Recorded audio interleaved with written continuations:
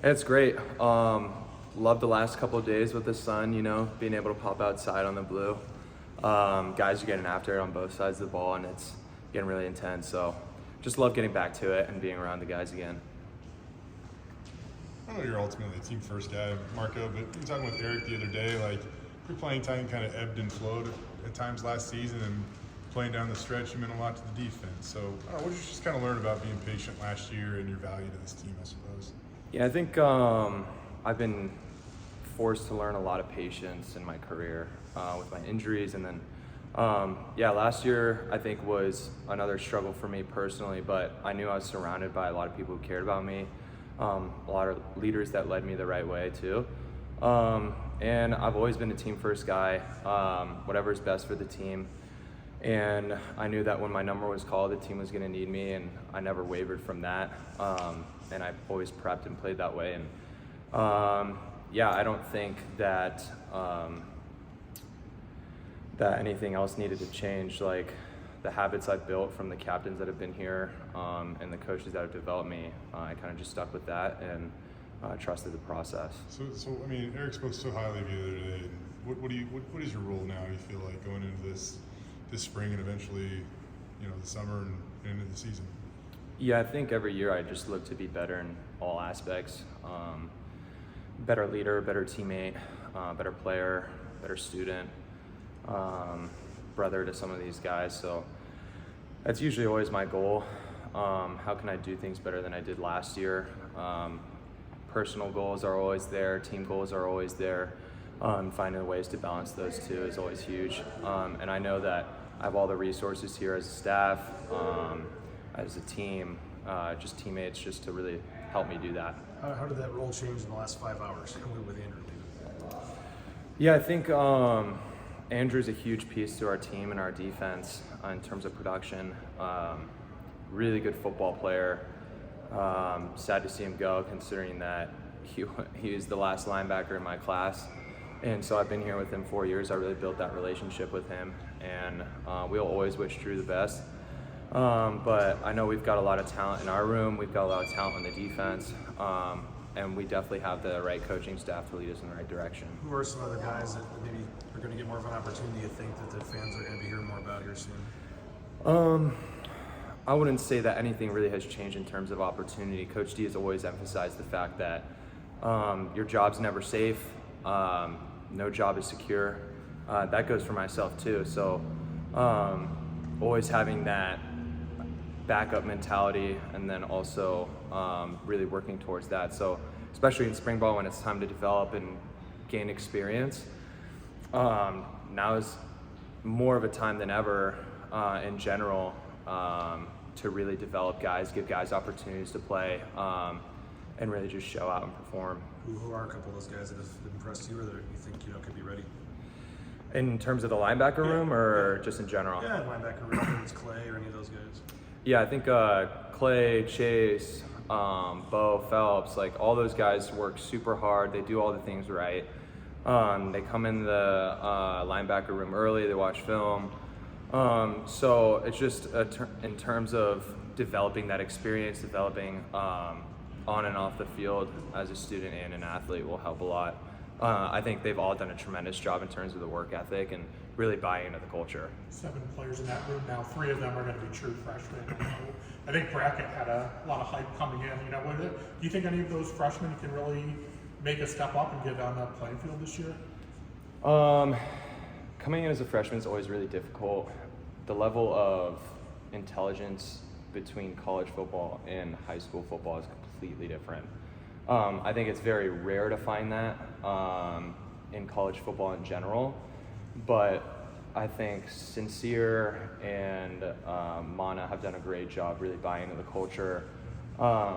They've been working their butt off too, performing well too. So however things shake out is up to the coaches. I know that as myself as a leader of that group, and then Coach Danielson as well, we'll definitely need to buy into the development more and really just invest into these guys.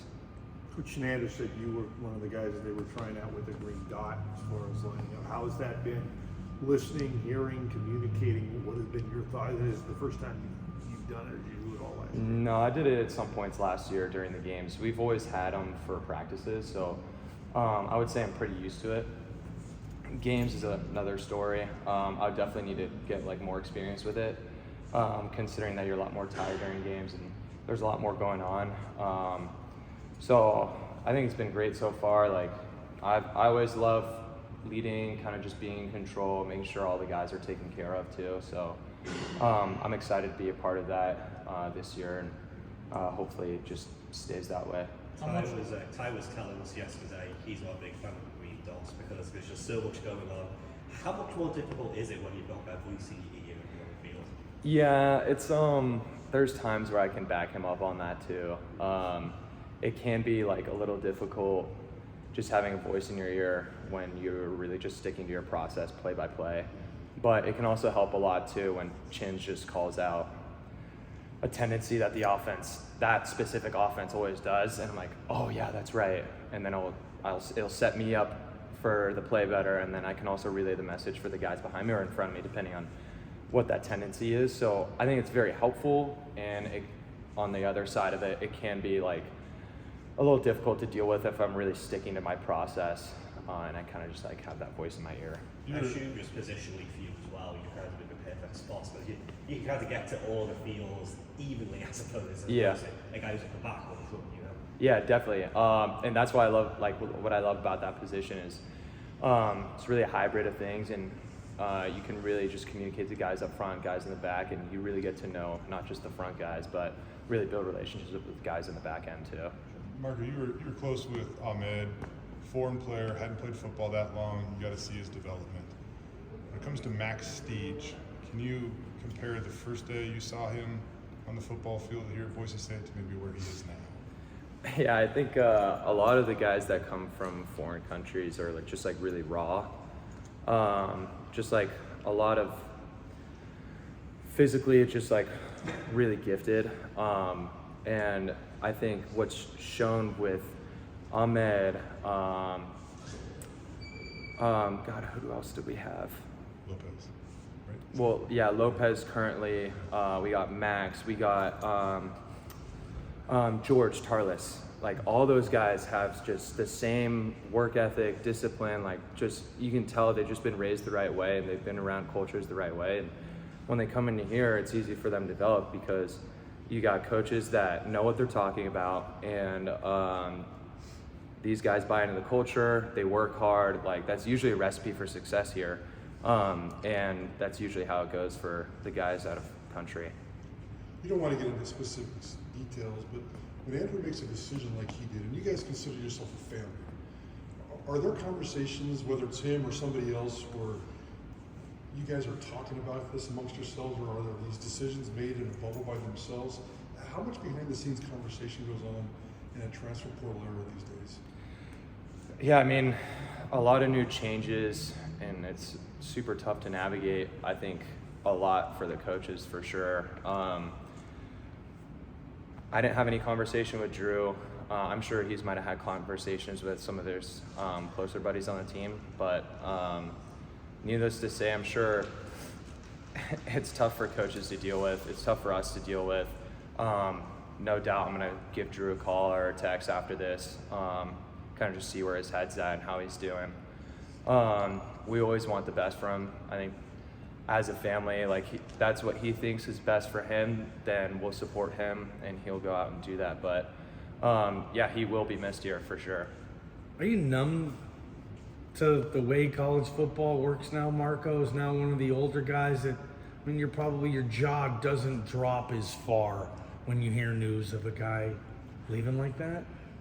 It's still relatively new. I think we brought in a lot of transfers. I feel like we kept a lot of talent on the defense. We also brought in a lot of talent. And so like building those relationships with those guys that come from other schools and making sure they're introduced to the culture here is a lot different than at other schools. So that's a huge adjustment. And then vice versa, being on the other end, when you lose guys, it's super important to have conversations with the coaches to see where they're at. And how to best navigate and lead specific groups, the defense, special teams, all that kind of stuff. So, I trust Coach D. He'll lead us in the right direction. And we got plenty of talent here. We got plenty of the resources here to keep pushing on. Do you think Jake Ripp has what it takes? Like, I know they're loving him at edge. I don't know you're not making personnel decisions, but could there be a possibility you could see maybe all of a sudden Jake Ripp kind of goes back to the position he was playing last year, which was backing up Andrew Simpson? Yeah, I mean, that's ultimately up to the coaches. I haven't had any conversations with them yet, given it's so new. I'll definitely have those kind of conversations, being the leader of that group. But again, whatever the coaches think is best is what I'll stick with and commit to. And whatever guidance or mentorship that I need or advice that they have for me to best lead that group is what I will take.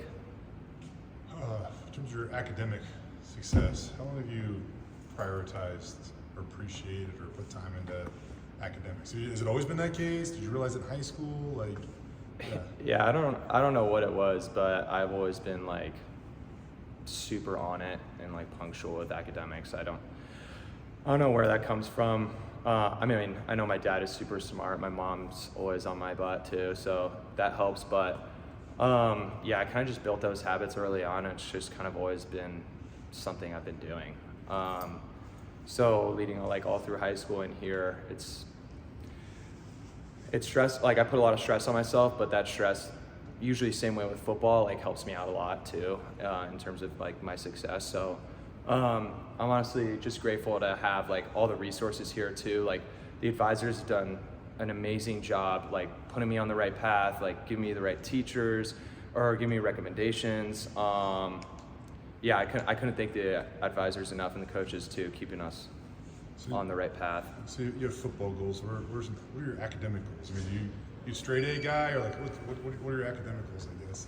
Yeah, I mean, if I finish out a semester without a 4.0, I'll get pretty pissed. But that's pretty much all there is to academics for me. Is just like each semester being 4.0, getting on the dean's list, and moving on to the next semester, which is interesting because I graduate in May, and so like I'm trying to figure out like my next steps in terms of my education, giving my 2 years of eligibility left. So what's your major? And what does it take to be a 4.0 student while doing this? My major is business administration. I kind of switched back and forth throughout that, but I think getting a bunch of experience across a bunch of different classes helped me a lot in terms of different aspects of business. And then keeping that 4.0, a lot of preparation, dialing in a process. Like the process I have with school and football is the exact same every day. And if I change or stray off course, like I get stressed out. I don't like really feel good about myself. So like I really just stick to it. When I do it, I feel really good. I'm taking care of business, and then I can focus on football once I'm done with school for the week. So where's your academic process fall into that then? Do you try to study in the morning, night? Like where does that play into your football process? Well, every semester is different depending on the schedule, especially like being in spring ball, that schedule changes compared to season, and then also like depending on what classes I take. If I'm all online, usually I do that in the fall. And then in spring, I'll take a couple in-person classes so I can get out and really get that like in-person instruction. But it really just depends on per semester. I'll always make sure I have every single one of my assignments down for the week on Sunday, and then like how I'm gonna do it each day throughout the week. And then I can also like push assignments back if I feel a little stressed or flooded, and like. Anyways, it's a little tweaked out for sure, but it gets the job done. So what did it mean to you to get that award? Yeah, I mean, it means a lot. I mean, putting in a lot of effort and energy, a lot of stress to kind of just like hold that standard for myself, and having that fulfilled is huge. I didn't know about the award until I got notified of it earlier this semester. and then kind of just going through the application process for it.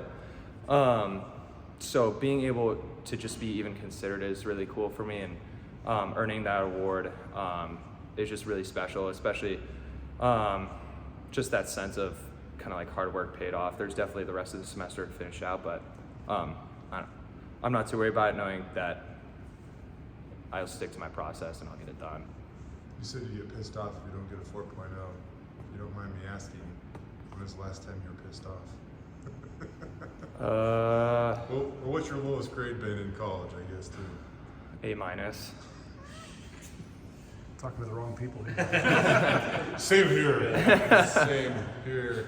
Yeah, I've had to learn to like give myself a little bit more of a break, but yeah, that's the lowest it's been so far.